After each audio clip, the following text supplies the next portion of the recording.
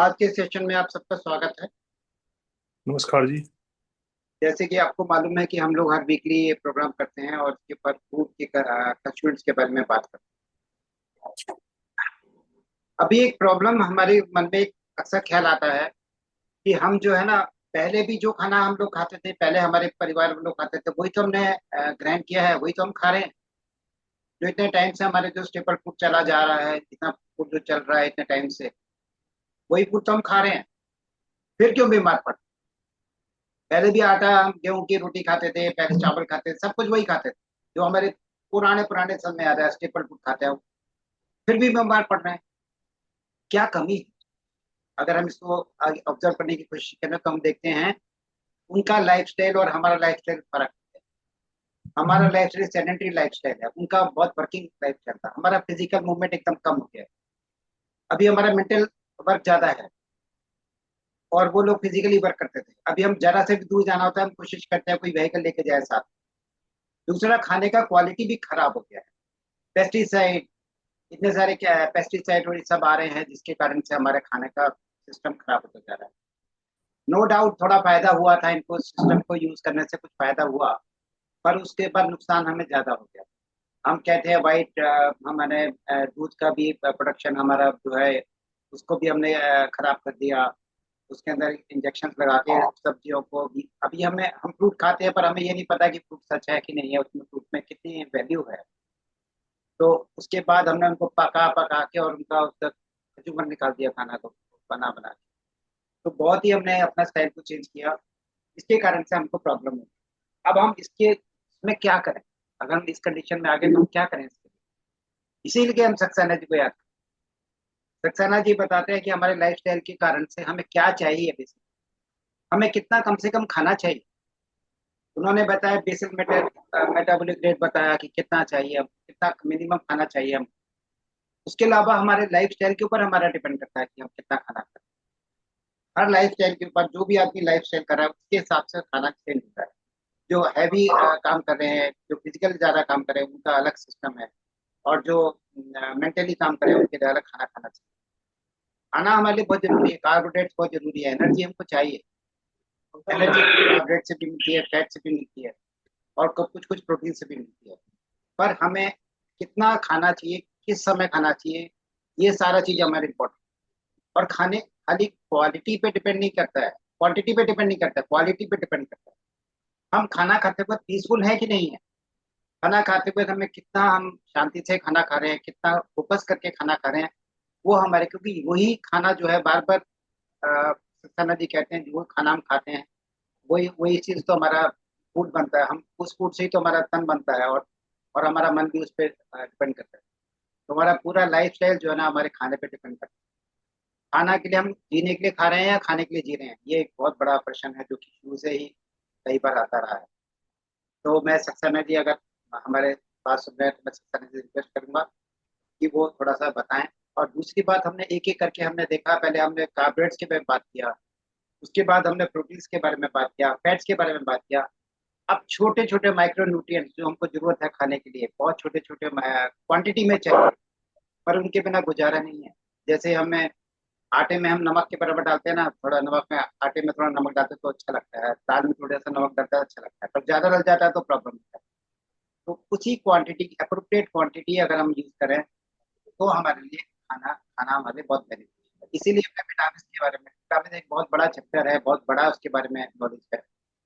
कितने तरह के विटामिन हैं? लास्ट टाइम सत्यानंद जी ने बताया कि विटामिन दो तरह के, दो टाइप के विटामिन होते हैं, एक वाटर सॉल्युबल, एक फैट सॉल्युबल। वाटर सॉल्युबल में हमने देखा बी और सी होते हैं, और बाकी ए, डी, ई के, ये सारे फैट सॉल्युबल है। जो वाटर सॉल्युबल है वो हमारे यूरिन के माध्यम से एक्स्ट्रा निकल जाता है, और जो फैट सॉल्युबल है वो हमारे पास इकट्ठे होते चले जाते हैं। तो इकट्ठे होने के बाद फिर वो टॉक्सिन के रूप में आ जाते हैं और कहीं कहीं जाके स्टोर हो जाते हैं। तो हमें लिमिटेड क्वांटिटी में चाहिए, उतना ही खाना चाहिए। बहुत ज्यादा अगर हम कहते हैं आइस के लिए विटामिन ए अच्छा है, तो बहुत ज्यादा विटामिन ए ना खाएं, क्योंकि हमें लिमिटेड क्वांटिटी में, अप्रोप्रिएट क्वांटिटी में खाना चाहिए। तो इन सब हमने लास्ट टाइम डिस्कस किया था। सक्सेना जी अगर है तो सक्सेना जी से रिक्वेस्ट करूंगा कि वो अपना आगे इसके ऊपर डिस्कस करें। सक्सेना जी। क्षति पहुंचाई है। पाकिस्तान ने कल रात और से आपके पास कोई प्रश्न है तो आप प्रश्न भी लास्ट में पूछ सकते हैं। उसने हमला करने का प्रयास किया है, जिसमें उसने यूएस का इस्तेमाल किया है, उसने अपने fighter jet. Sir water soluble C है और कौन सा है? वाटर हाँ जी, soluble, water soluble water soluble B और सी है। बी और सी है। बी और सी वाटर सोल्यूबल। हाँ जी, सकता है। सबों को नमस्कार। जितने लोग उपस्थित हो गए हैं सबको प्रणाम। उनका भी लोग आए हैं, उनमें है नीरज सर आ गए हैं, इंदू जी आ गई हैं, श्रीदेवी। ये तीन तो रेगुलर वाले लोग हैं। और पिछली बार राहुल सर आए थे अंबाला से, आज भी आए हैं, तो अभिनंदन है इनका। और आज तो मुझे लगता है ये एडमिनिस्ट्रेटर जो पूरी दुनिया को संभाल लेगा, संजीव सर भी आए हुए हैं, है ना। तो ये अपना नाम जो है ना, नाम नहीं बताते, ये एडमिनिस्ट्रेटर बताते, तो प्रशासक है ये। तो अपने जूम के भी प्रशासक है ये। और काज समाज से अगर देखा जाए तो एक रिप्रेजेंटेटिव आज हाजिर है, वो है श्री धर्मेंद्र सक्सेना जी। मैं उनका हार्दिक अभिनंदन करता हूँ और उनसे निवेदन करूंगा कि आखिर तक रुके। मैं एक निवेदन उनसे करूंगा विशेष रूप से, पहले इसको समझ लें फिर अपन बात करते हैं। तो नीरज जी, मतलब बहुत अच्छे से आप सच में रिकैप करते हो पूरा, आपको इतना याद हो गया है, मतलब अब मेरी जरूरत नहीं है, ठीक है ना। विटामिन वगैरह में तो आप बिल्कुल एकदम परफेक्ट हो गए हो। एक्चुअली में ये सेशन जो है मेनली फीमेल्स के लिए है, क्योंकि females are having the pivot role in the family. महिलाएं जो है किसी भी परिवार की धुरी होती है, तो सबसे ज्यादा ज्ञान उनके काम का है कि हमारे परिवार को स्वस्थ रखने के लिए हम आहार का निर्धारण या आहार हम किस तरीके का बना करके अपने परिवार को खिलाएं, ताकि हमारा परिवार का हर सदस्य स्वस्थ रहे और डॉक्टरों के चक्कर में हम लोग छोटी मोटी बीमारियों से ना पड़े। अगर हम संतुलित आहार लेते हैं तो बहुत सारे विटामिन आपकी ऑटोमेटिक एब्जॉर्ब, संश्लेषित, सिंथेसाइज हो जाते हैं। तो सबसे ज्यादा मेन चीज है कि हमारा भोजन जो है वो संतुलित होना चाहिए। संतुलित भोजन के लिए हम लोग, जैसे अभी नीरज जी ने रिकैप किया है, दोबारा से सबको बताया है कि हम लोग शुरू हुए थे डायबिटीज से। तो डायबिटीज की aetiology, what is the diabetes, diabetes के कारण कौन कौन से हैं, उनके लिए क्या समाधान है, इसको करते करते हम लोग आ गए कि भाई आदमी के लिए फूड जो है वो बहुत आवश्यक है। तो एक सिद्धांत निकल के आया हमारे जो पूर्वजों का था कि जैसा खाओगे अन्न वैसा होगा मन, और जैसा बोओगे वैसा काटोगे। मेरे फोर फादर्स, मेरे ऋषि मुनियों का इस कथन को जब पूरी गहराई से समझा गया, पढ़ा गया, ढूंढा गया, तो ये मालूम पड़ा कि हमारा भोजन हमारे शरीर का एक सूक्ष्म रूप जो होता है डीएनए, डीएनए पे भी काम करता है। हमारे भोजन की चॉइस, पसंद, हमारे भोजन का स्वाद, सारा कुछ हमारे डीएनए पे निर्भर करता है। और हमारा गलत भोजन डीएनए को भी प्रभावित करता है, जिसके कारण बीमारियां आती हैं। तो आवश्यक है कि हमारा भोजन, आप लोगों इस बात से सहमत जरूर होंगे मेरी, कि इस सृष्टि में जितने भी ह्यूमंस हैं, मेल्स एंड फीमेल्स, कोई भी एक दूसरे से मिलता जुलता नहीं है। एक दूसरे की कोई भी फोटो कॉपी नहीं है। चाहे भले ही एक फैमिली में 4 भाई बहन हो, सारे के फिंगरप्रिंट, हेयर स्टाइल, भोजन की पसंद नापसंद,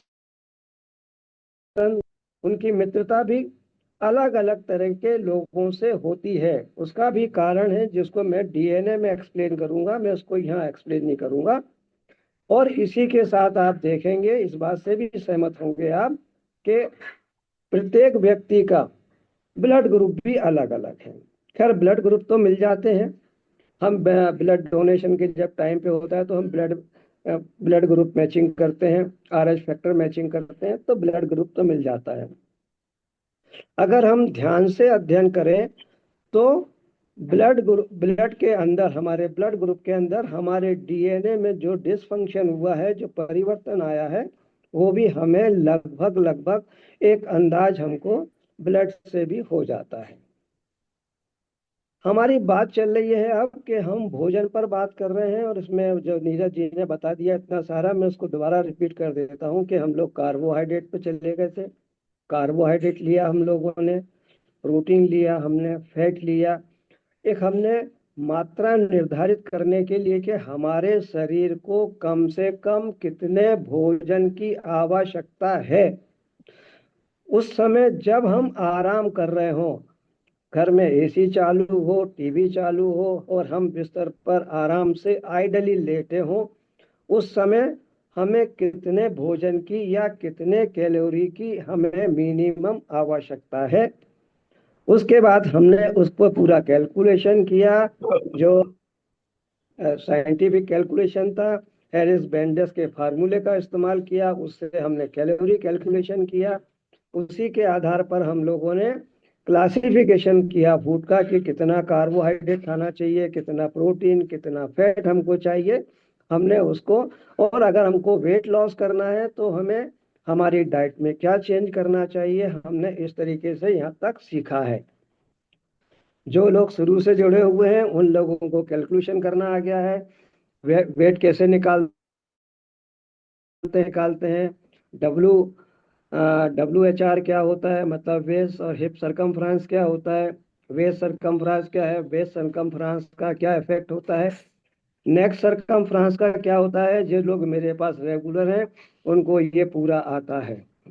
इसी के साथ में उनको ये डायग्नोस करना भी आता है लगभग कि अगर आपके बॉडी का फैट का अगर ये रेशियो है, आपका अगर WHR का रेशियो अगर ये है जो नॉर्मल से ऊपर है, या आपका वेस्ट सरकमफ्रेंस ऊपर है, तो कौन सी डिसीज होने की संभावना है, ये भी मेरे जो जुड़े हुए लोग हैं उनको डायग्नोस करना आ गया है।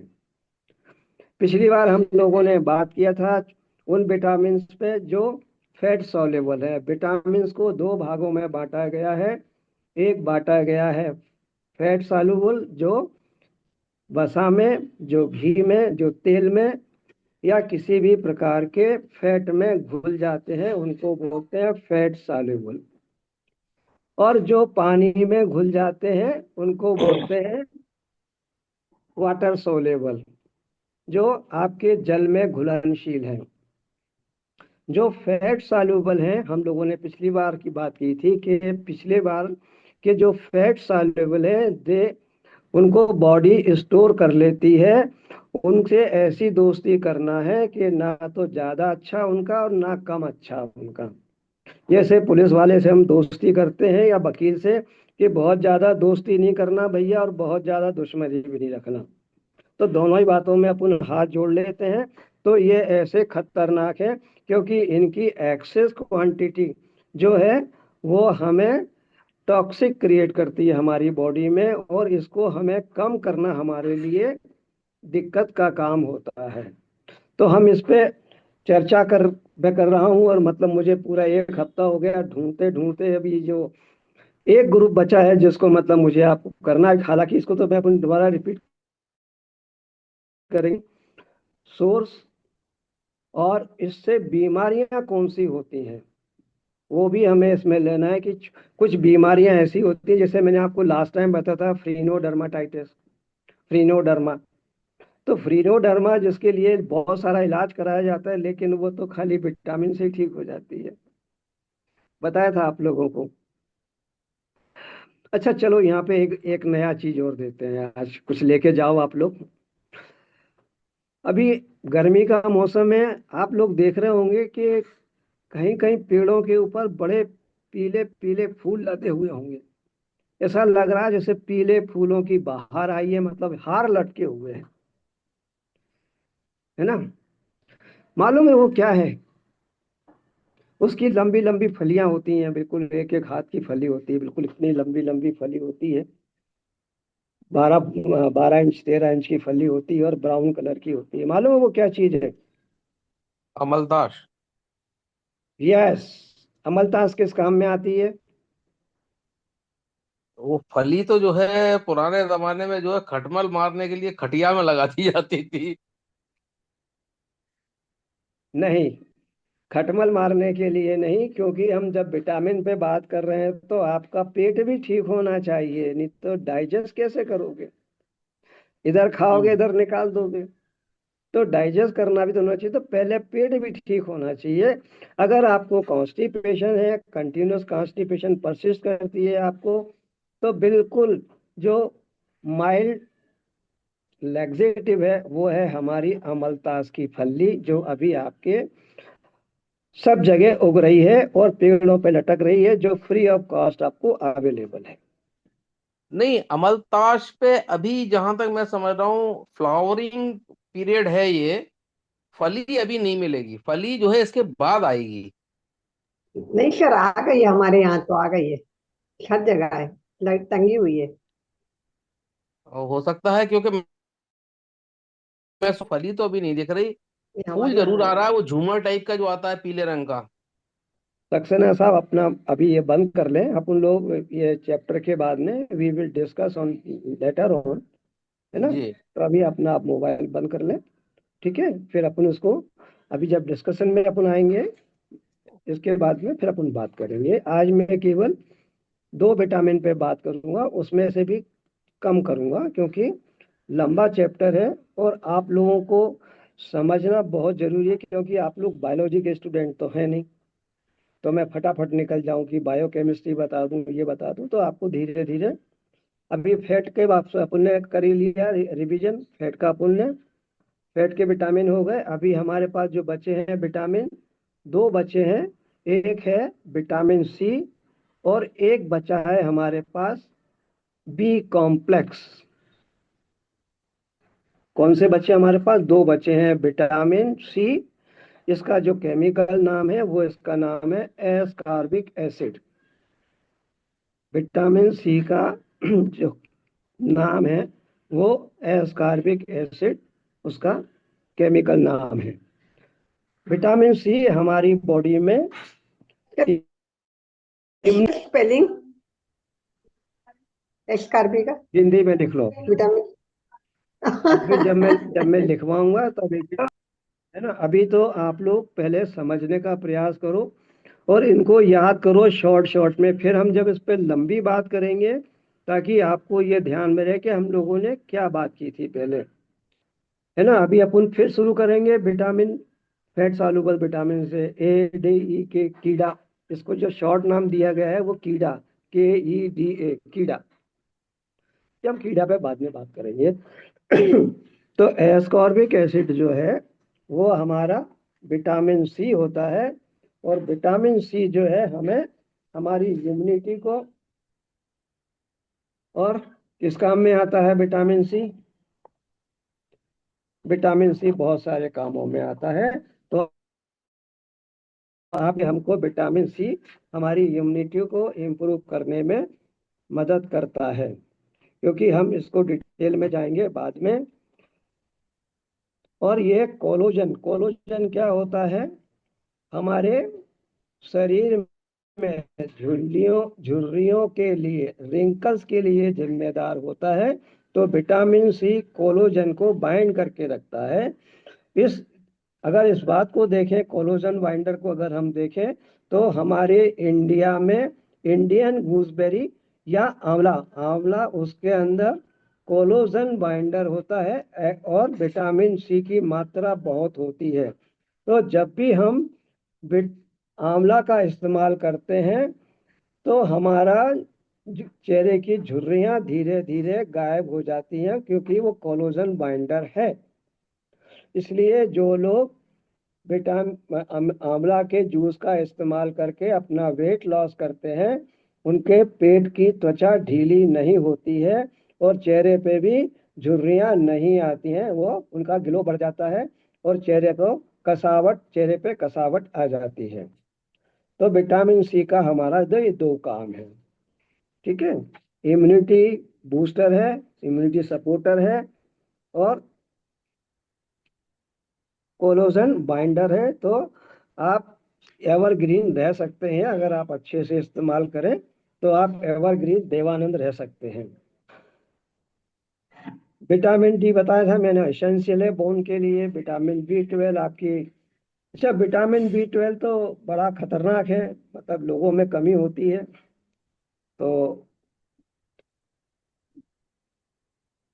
ये हमें सब कहाँ से मिल जाते हैं? पूरे विटामिन फूड से मिल जाते हैं, फ्रूट्स, वेजिटेबल, नट्स और डेयरी प्रोडक्ट से।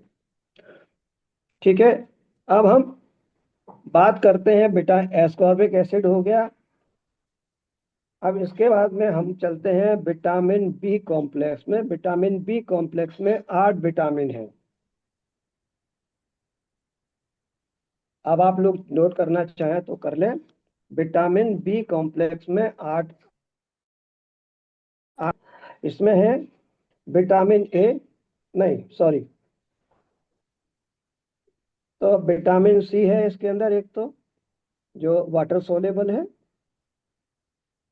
तो विटामिन सी हो गया आपका एस्कॉर्बिक एसिड। एस्कॉर्बिक एसिड की जो स्पेलिंग है वो आप लिख लो, आप लिखना चाहो तो। A for apple, S for Saxena, C for cat, O for oval, R for red, B for bat, I for inkpot और सी फॉर कैट। एसिड की स्पेलिंग आप लोगों को मालूम ही है, एस्कॉर्बिक हो गया।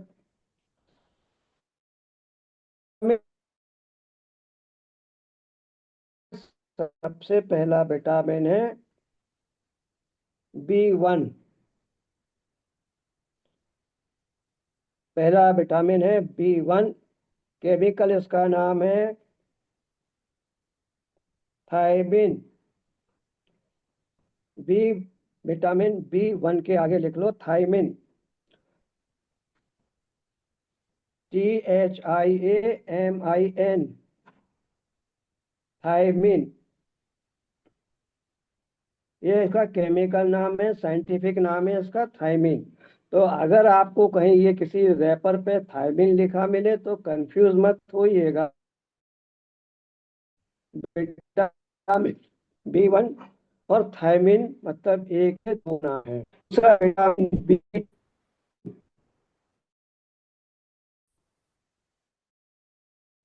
आप लोग नोट कर रहे हैं? तो flavin, RIBO,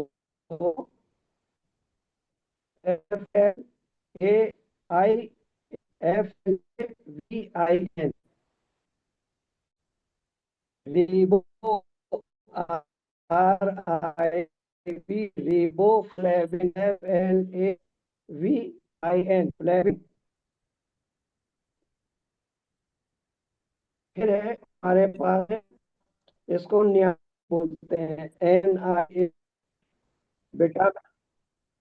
vitamin B6, pyridoxine, pyridoxine, PYRI। आप लोगों को समझ में आ रहा है या स्पेल करूं? आ रहा है, PRYDOXINE, पायरिडॉक्सिन। ये B6 है। विटामिन B12, कोबालमिन,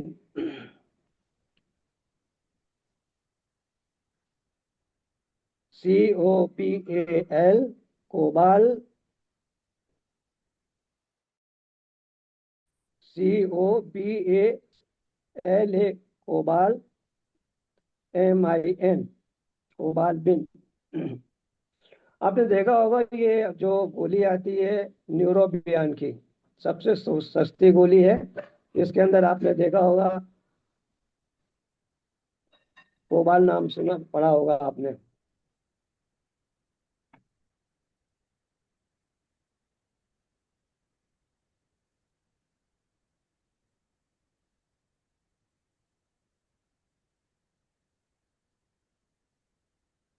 हो गया लिखा आप लोगों का। उसके बाद में है फॉलोसिन, FOLACIN, फॉलोसिन। फॉलोसिन क्या है? क्या है सर? FO?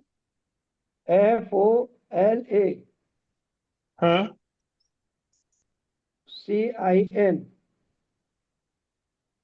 फैलोसिन मतलब folic acid, FOLIC, folic, ACID, acid.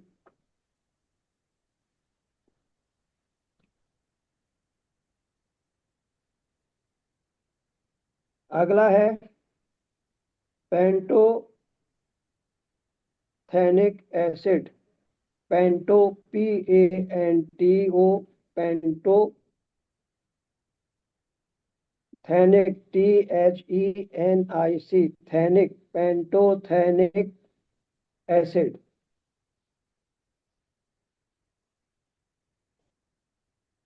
फिर है biotin, DIO। BIOTIN, biotin, BIOTIN, tin, biotin.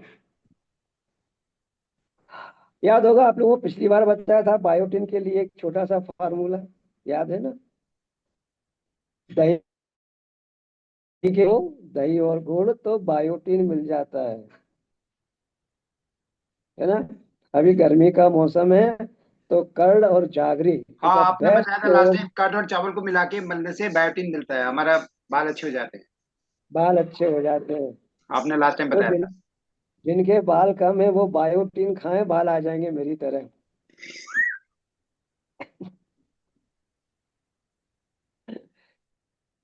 ठीक है, यहाँ तक समझ में आया?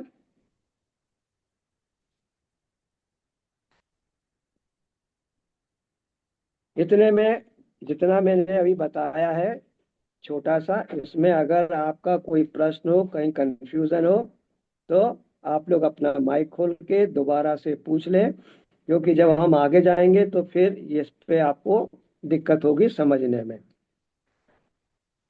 क्योंकि जब हम बात करेंगे फॉलिक एसिड पे, एस्कॉर्बिक पे, पेंटोथिन पे, नियासिन पे, रेबोफ्लिन पे हम बात करेंगे, कोबालमिन पे बात करेंगे, तब आप लोगों को ये नाम। अच्छा, एक बात और, ये आपको मैं पढ़ा रहा हूँ, लेकिन जैसे ये पूरा हो जाएगा उसके बाद सारे लोगों को इसमें क्वेश्चन आंसर करना है। ये आप ध्यान रखिएगा कि आपको ये फ्री में पढ़ाई नहीं हो रही है, इसका बाकायदा टेस्ट होगा, आपसे पूछा जाएगा, एक एक आदमी से पूछा जाएगा। ठीक है, जितने लोग ज्वाइन कर रहे हैं कि आप लोगों ने कितना याद किया और कितना आप लोगों की समझ में आया, लेकिन रहेगा वही ABCD वाला, जैसे वो अमिताभ बच्चन जी पूछते हैं उसी पैटर्न पे अपन पूछ लेंगे। ठीक है ना? कौन बनेगा करोड़पति तो नहीं, यहाँ पे कौन बनेगा हेल्दी। तो विटामिन को आप सर अच्छे से याद आपने कर लो। सर आपने लास्ट टाइम बताया था कि ये आप सीक्रेट रखने वाले हैं, सरप्राइज टेस्ट लेंगे, आपने पूरा ओपन ही कर दिया। नहीं नहीं, मैंने अभी इसलिए आपने कहा था ये नीरज सरप्राइज सर, टेस्ट लेकर अचानक पूछ लेंगे सबसे। नहीं नहीं, इसलिए नीरज सर के कम से कम ये नहीं, वो थोड़ा टिपिकल, मुझको टिपिकल है, एक हफ्ते में किताबें ढूंढते ढूंढते मुझे एक किताब हाथ पड़ी है, जिसको मैं, अब मुझे खोल के आपको उसको लिखाना है, मुझे उतनी अच्छी किताब मुझे कहीं नहीं मिली, उतनी अच्छी इन्फॉर्मेशन मुझे कहीं नहीं मिली। एक फॉरेन राइटर है, इनका नाम क्या है किताब का, ये न्यूट्रिशन एंड डाइट थेरेपी है ना, ये पैगी स्टैनफोर्ड है, स्टैनफील्ड है। ये किताब मुझे, उनका 5th एडिशन मुझे बड़ी ढूंढने से मुझे मिला है, और इसको पूरा अध्ययन किया तो फिर मैंने सोचा कि यार, ये जो हमारे इंडियन बुक्स में मिलता है उससे ज़्यादा डिटेल है इसके अंदर। और सबसे बड़ी बात ये है कि ये मैडम ने जो है, जो किताब लिखी है, उन्होंने पूरे इसके रिसर्च रेफरेंसेस भी दिए हैं। तो आपसे मैं जो बात कर रहा हूँ, जो कुछ मैं बता रहा हूँ या जो बताने जा रहा हूँ, वो मेरे मन से कुछ नहीं है, इसके ऊपर साइंटिफिक स्टडी है, और हमारी इंडिया गवर्नमेंट ने भी इसके ऊपर साइंटिफिक स्टडी की हुई है। वो अगली बार हम चलेंगे तो हमारे इंडियंस के लिए जो डाइटरी गाइडलाइन बनाई है गवर्नमेंट ऑफ इंडिया ने, वो भी हम इसमें आगे जाकर के डिस्कस करेंगे। मतलब ये छोटा मोटा सब्जेक्ट नहीं है, ये लंबा चलने वाला चैप्टर है। एक एक चीज को हम लेके चल रहे हैं, और इनकी अब जैसे डिफिशियंसी वगैरह मैं लिखाऊंगा आप लोगों को, ये आप लोग चार्ट बना लीजिएगा धीरे धीरे। अब पहले चाहे तो समझ लें, फिर अपन इसको चार्ट भी बना सकते हैं अपन। इसमें हम कॉलम रखेंगे function, food source, result of deficiency and और एक्सेस, कंडीशन रिक्वायर इंक्रीज, कब हमको जरूरत है ज्यादा खाने की, और स्पेसिफिक कैरेक्टरिस्टिक, उनका वास्तविक चरित्र क्या है, चारित्रिक विवरण क्या है उनका, कितना डोज लेना चाहिए, इनकी कमी से क्या होगा, और इनकी जो टॉक्सिसिटी है वो मुझे इंडियन बुक्स में नहीं मिली, लेकिन इनमें मुझे एक्सेस में जो टॉक्सिसिटी हो रही है वो मुझको इसके अंदर मिली। अब चूंकि सारे ये याद करके शॉर्ट टाइम में मेरे लिए संभव नहीं था कि मैं इसको बाय कंठस्थ करके आपको नोट करा देता, इसलिए मुझे किताब भी साथ में रखना पड़ रही है ना। और दूसरी बात यह है कि ये साइंटिफिक पूरा का पूरा है, मेरे मन से या कहीं से उठाया हुआ नहीं है। किसी को भी लगता है तो वो मैं रेफरेंस दे दूंगा, वो साइंस जा करके पढ़ सकते हैं कि कहाँ पे ये साइंटिफिक रिसर्च की हुई है। तो हम बात कर रहे थे सबसे पहला विटामिन सी एस्कॉर्बिक एसिड क्यों आवश्यक है। ये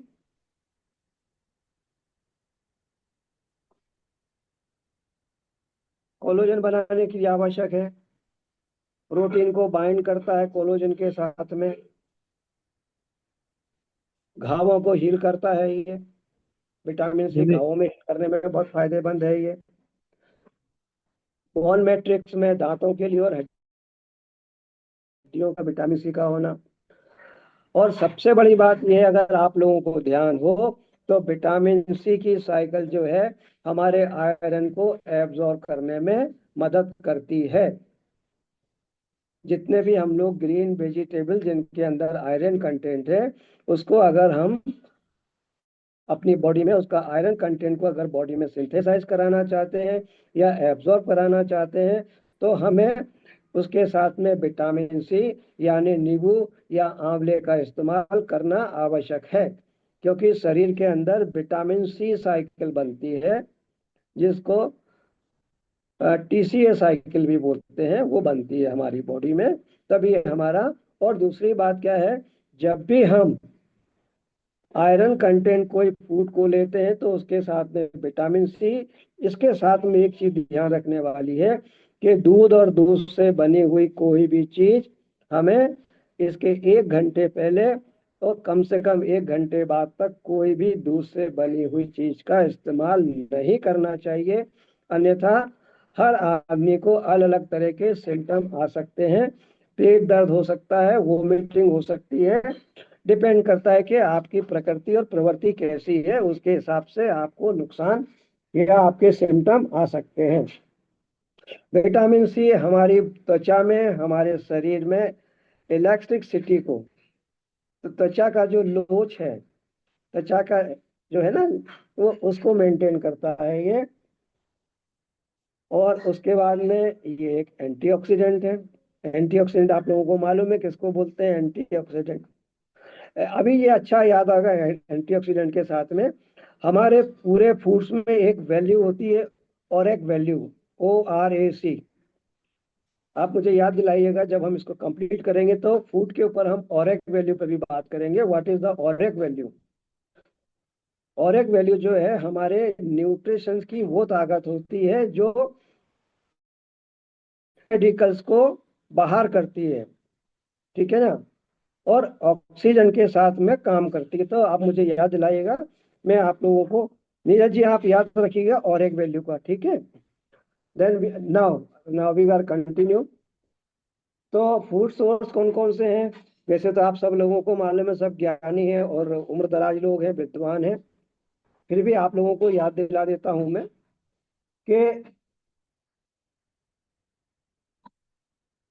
हरी मिर्ची में मिल जाता है विटामिन सी, पार्सले है, ब्रोकली है, काले है, कैबेज है, स्ट्रॉबेरी है, पपाया है, ऑरेंज, ऑरेंज में तो मिलता ही है, नींबू में मिलता ही है, ग्रेप्स से मिलता है।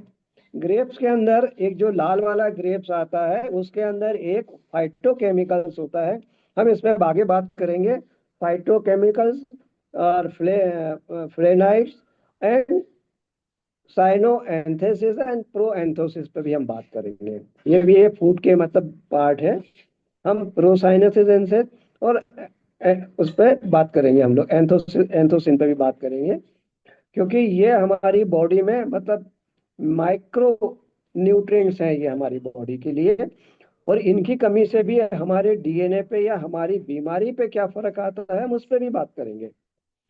कि गेहूं में कौन सा होता है, अभी आजकल आ रहा है ना लाल पीला गेहूं, नीला गेहूं, वो भी आ रहा है नीला गेहूं, तो उसमें एक्चुअल में है क्या, नीला क्यों है, काला चावल आ रहा है, तो ये काले चावल का इसका क्या न्यूट्रिशन वैल्यू है, ये हमारी बॉडी के लिए क्या कर सकता है ना। अभी जैसे बाजार में आ गया है सोना मोती गेहूं आ गया है, खापली गेहूं आ गया है ना, अलग अलग कलर के भी गेहूं मार्केट में आ गए हैं, और मतलब तो इनको एक्चुअली में हमें क्यों खाना चाहिए, ऐसा इनके अंदर क्या है कि हम इनको खाएं, है ना। तो ये हम पे इस पे धीरे धीरे हम आगे बात करते जाएंगे। विटामिन सी में हम होती है वो कितनी होना चाहिए, RDNA जो कि है ना, रिकमेंडेड डाइटरी अलाउंस कितना है इसका, 90 से 19 से 30 ईयर के लिए मेल जो है उनको चाहिए 90 mg पर डेसीलीटर, 90 mg पर डेसीलीटर, और फीमेल को चाहिए 75 mg पर डेसीलीटर। अच्छा, लेकिन एक बात है, अगर ये ज्यादा भी हो जाएगा तो नुकसान नहीं करेगा, क्योंकि ये विटामिन सी जो है वो आपकी बॉडी में से फ्लश आउट हो जाता है थ्रू द यूरिन। तो इसमें ऐसे घबराने की बात नहीं है कि अगर हमने ज्यादा विटामिन सी ले लिया तो हमें, जैसे विटामिन के और विटामिन ई और डी के बारे में कहा जाता है कि नुकसान करते हैं, तो इनमें नुकसान होने की संभावना नहीं होती है।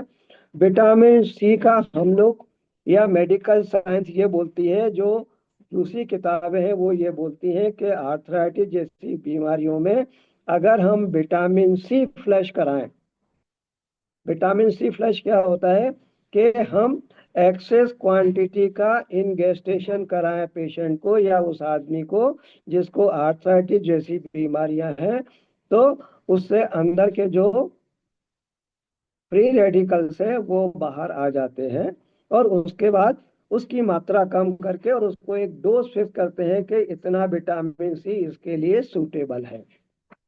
तो that is called vitamin C flush.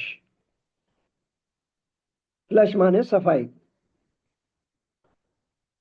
ये आपने लिख ही लिया, कहाँ कहाँ से मिलता है बता दिया था मैंने, स्ट्रॉबेरी वगैरह में, कीवी वगैरह में, जितने भी खट्टे फल हैं उनमें मिलता है आपको ये।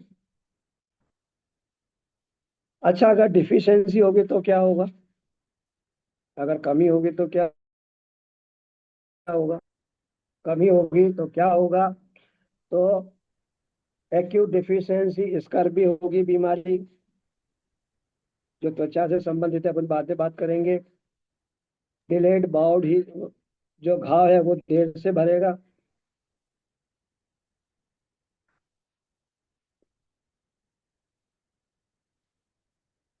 दांतों के अंदर टूटना और छेद होना, ये आम कारण है, मामूली बातें हैं ये। एनीमिया, जिंजीवाइटिस हो सकता है, मसूड़ों से खून आने वाली बीमारी हो सकती है, विटामिन सी की कमी से आता है ना, कई लोगों को मुंह से खून आता है, कुछ खाते हैं तो खून आता है, जैसे बोलता है गम ब्लीडिंग, तो दैट इज कॉल्ड जिंजीवाइटिस।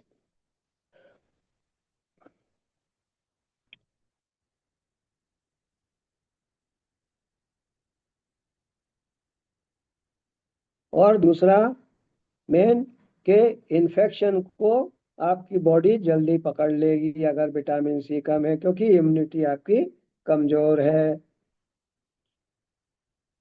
ज्यादा होने पर कोई नुकसान नहीं है, पानी से मतलब वाटर सॉल्युबल है, निकल जाएगा, तो चिंता की बात नहीं है।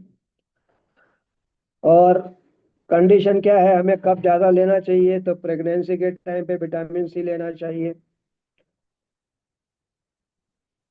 अल्कोहल ड्रग अगर एडिक्शन है तो विटामिन सी लेना चाहिए, ताकि हमारा लीवर भी सुरक्षित रहे और हमारा यूमिन भी सही रहे। इन्फेक्शन हो और बर्न वाला केस हो, इंजरी हो, फीवर हो, जुकाम हो, इनमें हमें विटामिन सी लेना चाहिए। और जो महिलाएं ओरल कॉन्ट्रासेप्टिव मेडिसिन ले रही हैं, है ना, गर्भ निरोधक गोलियां ले रही हैं, उनको भी विटामिन सी की 2.5 डोज। ये अब इसका जो है स्पेसिफिक, इसका जो चरित्र विवरण है इसका, ये अगर ज्यादा आपने काट, अगर टुकड़े टुकड़े कर लिए तो इसकी लॉस होता है विटामिन सी का। पानी में उबाला तो लॉस होता है, जो पानी में आपने उबाला है उसको अगर आप फेंक देंगे तो विटामिन सी का लॉस हो जाएगा। ज्यादा देर तक पकाएंगे तो विटामिन सी का लॉस हो जाएगा।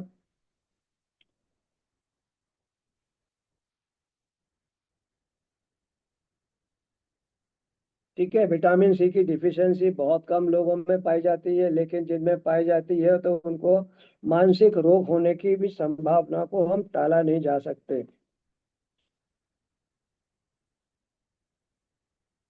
ठीक है, ये विटामिन सी हो गया आपका पूरा।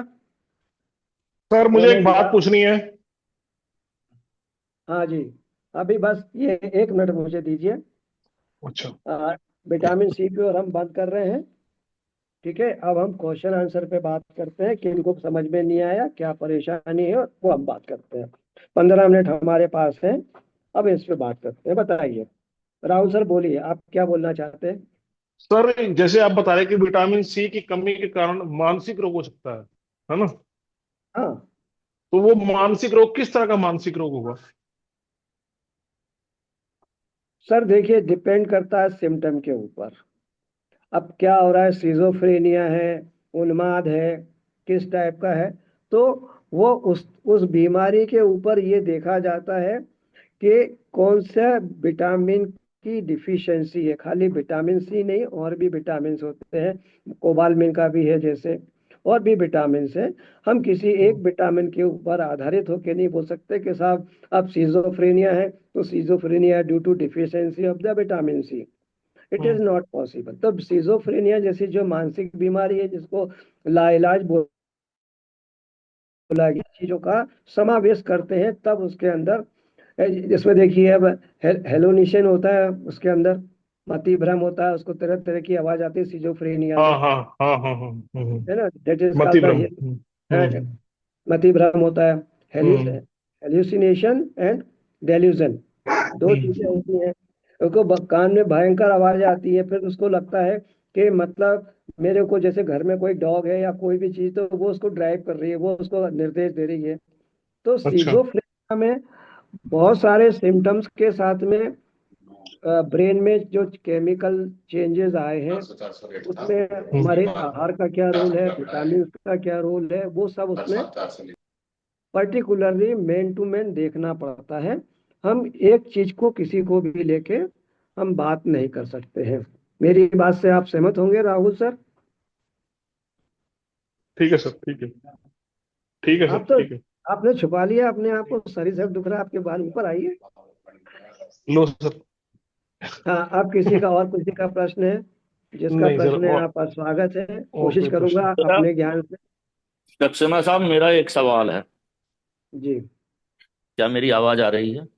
बिल्कुल आ रही है आपकी आवाज। जी। तो मेरा नाम कैलाश मिश्रा है जी, और मैंने आज पहली बार आपका कोई सेशन अटेंड किया है। और मैं कहना चाहूँगा कि it was one of the best experience I have ever had, खास करके इन विटामिन्स और इन सारी चीज़ों की जो आप लोगों ने जानकारी, जो आपने जानकारी दी है। तो अभी तो मेरा ऐसे कोई खास सवाल नहीं है। मैं खुद भी आज आपने जो इन्फॉर्मेशन दी है, पहले मैं उनको और थोड़ा सा पढ़ना चाहूँगा, और फिर उसके बाद मुझे कुछ और डाउट्स होंगे या कुछ मुझे और फर्दर इन्फॉर्मेशन की ज़रूरत होगी तो मैं आपसे ज़रूर संपर्क करना चाहूँगा। बिल्कुल बिल्कुल साहब।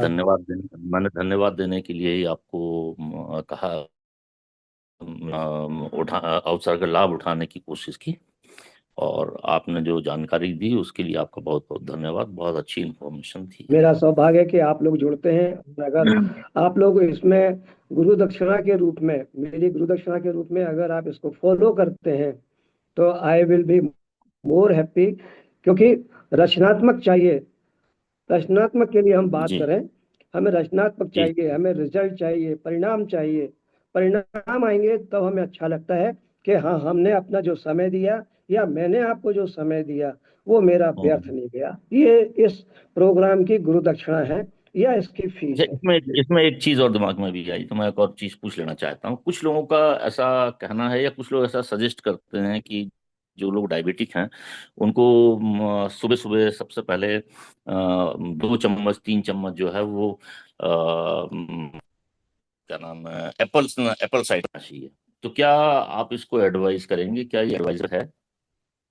एप्पल साइडर विनेगर 2-3 चम्मच तो नहीं। हाँ मिश्रा साहब, मैं एक बात बोलूंगा कि 250 ग्राम पानी में आप खिड़की बंद मत करिएगा, खिड़की खोल के रखिएगा। हम्म हम्म 250 ग्राम पानी में 5 ml से आप शुरू करें, क्योंकि इसके अंदर एसिटिक एसिड होता है जो हम्म हमारे दांतों के इनेमल को खराब कर सकता है। दूसरी बात क्या है कि ACV, that is short name या abbreviation name of the apple cider vinegar, ये हर हम्म आदमी को सूट नहीं करता है। तो 5 ml से शुरू करिए। और अगर डायबिटिक पेशेंट अगर इसको दिन में 3 बार लेता है 5-5 ml, सवेरे खाली पेट, हम्म भोजन के बाद और रात को भोजन के बाद लेता है, तो निश्चित रूप से मानिए हम्म। कि आपकी ब्लड शुगर कम करने में ये आपको मददगार साबित हो सके, आपको सूट करता हो। ओके, धन्यवाद। जिन लोगों ने अपनी खिड़कियां बंद करी हैं, खिड़कियां खोलें भाई साहब, सब लोग खिड़कियां खोल के आ जाओ। सर अक्सर डॉक्टर कहते हैं खट्टा नहीं खाओ, दर्द बढ़ जाएगी, पेन बढ़ जाएगा ना। हाँ देखिए, वो डिपेंड करता है कि आप किस बीमारी से पीड़ित हैं, और हमारा आयुर्वेद बोलता है कि प्रकृति कैसी है आपकी, है ना। मेडिकल साइंस में भी देखिए आप, होम्योपैथी है, आयुर्वेदा है और एलोपैथी है। ये 3 तो प्रचलन में है। तो तीनों की जो बातें हैं वो एक अलग अलग बताती हैं, लेकिन अब मेरा सौभाग्य कि मुझे तीनों के बारे में थोड़ी थोड़ी जानकारी है ना। तो जानकारी होने के कारण कि अगर आपकी प्रकृति और प्रवृत्ति अगर आपकी अगर उस टाइप की है तो आपको नुकसान करेगी, और अगर आपकी प्रवृत्ति और प्रकृति उस तरह की नहीं है तो आप खूब खाइए, नुकसान नहीं करेगा। तो इसीलिए बोलते हैं कि प्रत्येक व्यक्ति को प्रत्येक भोजन सूटेबल नहीं है। और ये तो आप देखो ना, ब्लड ग्रुप में है आपके, मतलब जो बॉडी स्ट्रक्चर है आपका, बॉडी फंक्शनल आप देखें, हर एक का स्ट्रक्चर देखो आप, अलग अलग है। तो आप कैसे उम्मीद करते हैं कि एक नींबू सबको ही फायदा करेगा, है ना, कि एक अनार 100 बीमार को ठीक कर देगा? कहीं संभव हुआ है? सर बोलते हम नहीं, एक कैसे अनार 100 चलेगा बीमार। कि हमारी कौन सी प्रवृत्ति है? पता कैसे चलेगा? डॉक्टर को दिखाना पड़ेगा। डॉक्टर नहीं, आयुर्वेद वाला बताएगा ओ, कि नाड़ी आपकी परीक्षण, कौन सी है। हाँ, नाड़ी परीक्षण नाड़ी करेगा। से। हाँ, अच्छा। या तो आपको नाड़ी परीक्षण सीखना पड़ेगा। हाँ, हमारी 3 उंगलियां होती हैं, इनमें वात पित्त कफ होता है, ओके। ठीक है ना। तो हमारी जो नाड़ी है, that is called the brachial arteries, हमारी हम उस पे हाथ रखें तो हमारी ये वाली फिंगर जो है डिनोट करती है बात को, ये हाँ जी। वाली फिंगर करती है हमारे पित्त को, और ये वाली डिनोट करती है हमारे कफ को। तो इनकी भी जो गतियां हैं वो अलग अलग है, बात की अलग है, पित्त की अलग है, कफ की अलग है। तो इनकी नाड़ी का जो ज्ञान होता है, उनकी जो नॉर्मल होती है कि कौन सी कैसे चलती है ना। एक सर्प से चलती है, एक हंस गति से चलती है, एक बहुत तेज तेज चलती है। तो इसका क्लासिफिकेशन है नाड़ी के लिए। नाड़ी में 3 चीज है, वात पित्त कफ। आयुर्वेद 3 चीज पे चलता है, वात पित्त कफ के ऊपर। सर मेरी बात तो आप फिर दोनों तेज चलती है। कैसे मालूम? अच्छा, नाड़ी सीखी है ना आपने? थोड़ा थोड़ा सीखा है, थोड़ा थोड़ा आता है उसको। हाँ। हाँ। अच्छा, बहुत बढ़िया। तो बस उसके हिसाब से मैंने आपको लिखाया तो है, भोजन करिए उसके हिसाब से। अच्छा। मैंने लिखा है ना आपको, जब मैंने आयुर्वेद का सेशन लिया था पंच महाभूत का, मैंने सब लिखाया है उसमें। आप पन्ने पलट के देखिए, आपको हाँ, सब मिलेगा। पर ये पूरी मधुर, रिवीजन रिवीजन स्टार्ट कर दिया, कर देने स्टार्ट। ये मधुर खाना है, ये शीत खाना है, कौन सा खाना है ना। आपकी नाड़ी के ऊपर भी बताया मैंने, है ना। प्रकृति, प्रवृत्ति, है ना, भौगोलिक, जियोग्राफिकल, है ना, इन्वायरमेंटल फैक्टर, ये सारी चीजें। चलिए, नीरज जी कितना टाइम हो गया है? 7 मिनट बचे हैं। किसी को प्रश्न पूछना हो तो पूछे। सुधीर जी, आप जरा अपनी खिड़की खोलिए, सुधीर सर।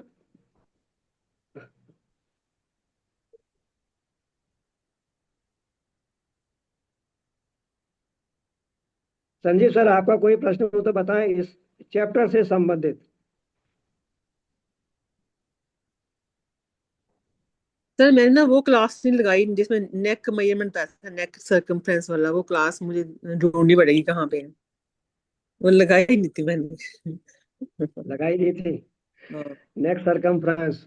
गर्दन मोटी होगी तो क्या होगा? गर्दन मोटी कब होगी? जब आपका फैट बढ़ेगा, WHR बढ़ेगा। WHR बढ़ा होगा, सरकम होगा तो ये भी बढ़ेगी। ये बढ़ेगी तो क्या होगा? आपका मतलब increase of the fat deposition, increase of the visceral fat. जब विसरल फैट आपका एक्सेस है तो you are suffering from the fatty liver grade 1, may be possible, है ना। तो नेक से भी हम देखते हैं कि मतलब मोटाई कितनी बड़ी। नेक हो गया, वेस्ट सरकमफ्रेंस हो गया, हिप हो गया अपना। तो हम तीनों चारों से हम जो है ये निकाल लेते हैं। फिर हमने वो पढ़ा, हैरिस बेंडिस का फार्मूला।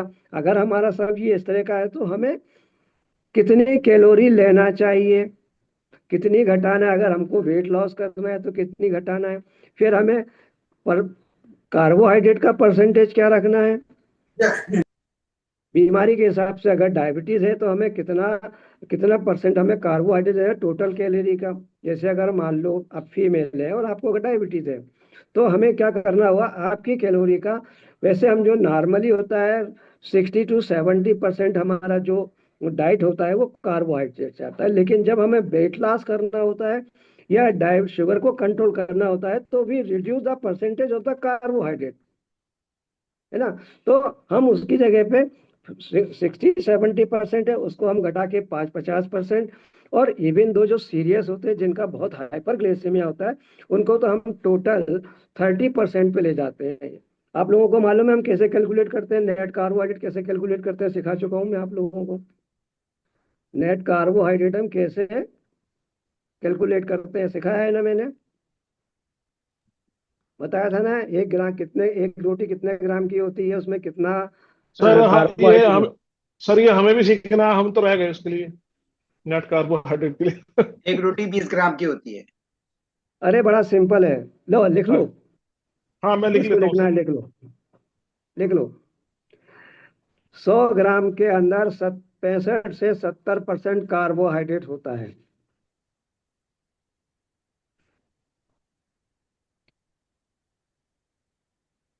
100 ग्राम आटे में। हाँ, मतलब 65 से 70%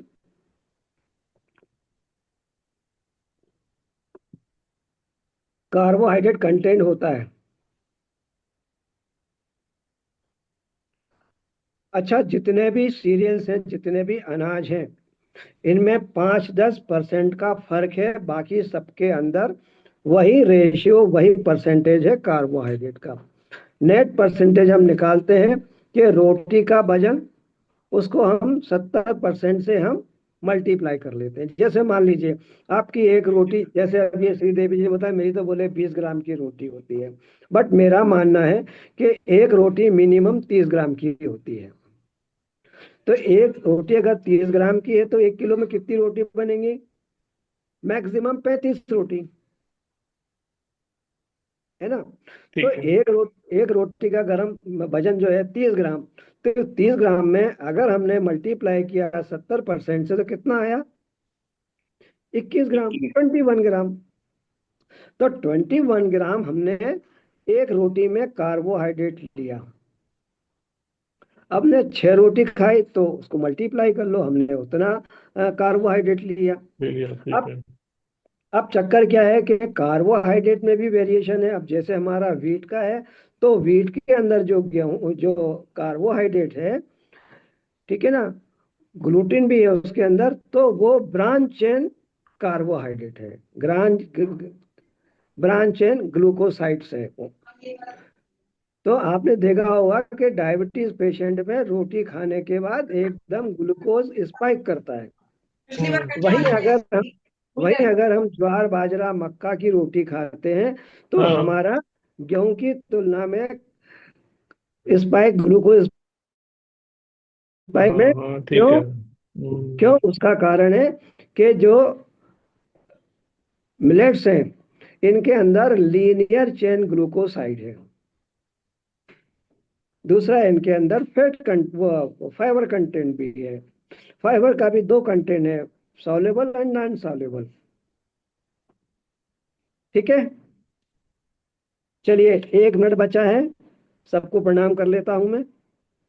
सुधीर सर, आपका बहुत सारा अभिनंदन है, आप पधारे हैं, है ना। मेरे लिए ये सौभाग्य की बात है कि आप भी आ गए हैं। और आपसे निवेदन करूंगा सर कि अगर आपको अच्छा लगा हो और ऐसा लगता है कि ये इंफॉर्मेशन उपयोगी है तो लोगों को बताएं, जुड़ें। मेरा यहाँ पे मिशन उद्देश्य ये है कि हम अगर सही ढंग से भोजन करें तो हम बहुत सारी बीमारियों से बच सकते हैं, क्योंकि मेरा बड़ा सीधा सिद्धांत है, मेडिकल साइंस भी बोलती है कि food is the chemical message to your cell. तो जैसा सेल को आप भोजन दोगे वैसा परिणाम आपकी बॉडी में मिलेगा। This is that scientific research. और हिंदी में जो हमारे पूर्वज या मेरे जो पूज्यवर ऋषि मुनि बोल गए हैं, उनका यही कहना था कि बेटा जैसा खाओगे अन्न वैसा होगा मन। तो इसी बात को, इसी धारणा को ध्यान में रखते हुए हम इसको कंटिन्यू कर रहे हैं। हम पिछले 8-9 महीने से, नीरज जी 9 महीने हो गए ना शायद? हाँ शायद इतने ही हो गए। तब हम 9 महीने हो दिसंबर गए हैं सर दिसंबर ये क्लास को चलते हुए 9 महीने हो गए हैं। जी। अरे तो बहुत पीछे चले गए सर। 9 महीने हो गए। 9 महीनों में हम 1 घंटे का समय सबका लेते हैं, उसमें हम ध्यान देने का प्रयत्न करते हैं ताकि आप जो है अधिक से अधिक अपने आप को स्वस्थ रखने का प्रयास करें। और यही इसकी फीस है। आप स्वस्थ होके अपना एक्सपीरियंस सुनाएं, पेमेंट हो गया आपका, और लोगों को भी जोड़े साथ में। है ना। और लोगों और को भी जोड़ें, है ना। साथ ही हाथ बढ़ाना, एक से हाथ मिलाएं, क्योंकि मैं अकेला इस भारत को जो ठीक नहीं कर पाऊंगा। डायबिटीज आने वाले समय में विकराल रूप रख रही है। हमें आज तक सही ढंग से कारण नहीं मालूम है। सही ढंग से कारण पैथोफिजियोलॉजी, पैथोजेनेसिस, आप मैं दोबारा क्लास लूंगा अभी जब इसको हम रिपीट करेंगे। अभी तो नहीं लूंगा, लेकिन हाँ हो सकता है इस साल का अंत हो जाए, तब तक हम आते आते तो इसको वापस से लूंगा। और एक चीज आप लोगों के निगाह में ला सकता हूं मैं कि आज तक 10 मई 2025 तक हमारी किसी भी पैथी में डायबिटीज की टारगेटेड मेडिसिन उपलब्ध नहीं है। नहीं है, हाँ सीधी सीधी बात है। सीधी सी बात है। उसका इलाज अगर है तो आपके पास है। अगर आप दृढ़ संकल्पित हैं तो अपनी बीमारी को आप मैनेज कर सकते हैं। और अगर ज्यादा जिद आपको आ जाए तो भगवान की कृपा से आप इसको परमानेंट क्योर कर सकते हैं। सर मैं कुछ कहना चाहूंगी सर। सर मैं ये दिसंबर वैसे टाइम खत्म हो गया हमारा, 12 बज गया है। ये ज्वाइन किया है।